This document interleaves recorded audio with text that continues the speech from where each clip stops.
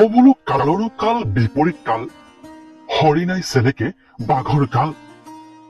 65 বছৰীয়াৰ এই বৃদ্ধজন আৰু 25 বছৰীয়াৰ এই যুৱতীগৰাকীক দেখি হয়তো প্ৰথমতে আপোনালোকে ভাবিছে এয়া কোনোবা বাপেক জেক মিলি এনেদৰে ৰিল বনাইছে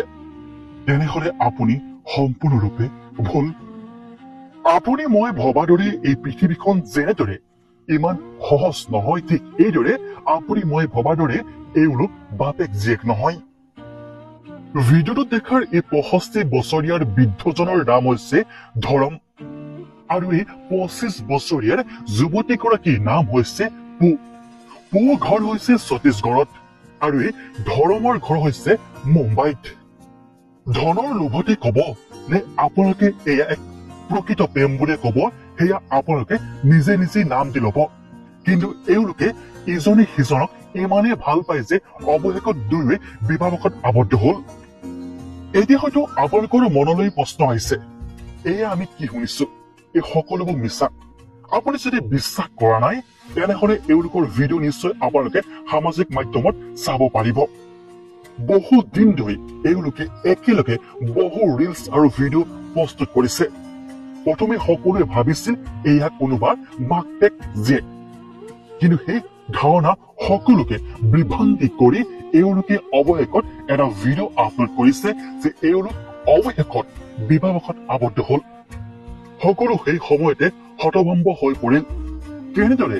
65 বছৰীয়া এজন বৃদ্ধৰ লগত 25 বছৰীয়াৰ এগৰাকী যুৱতীয়ে বিবাহত আবদ্ধ হব পাৰে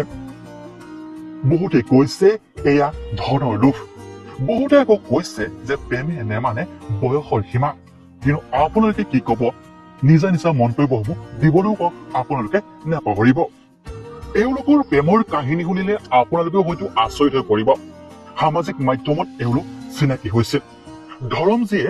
মুম্বাইত ডাঙৰ বিজনেছ কৰে আৰু তাৰ পাছতে মুম্বাইলৈ আহিছিল এই পু নামৰ যুৱতীগৰাকীয়ে প্ৰথমতে ছচিয়েল মিডিয়াত চিনাকি হৈছিল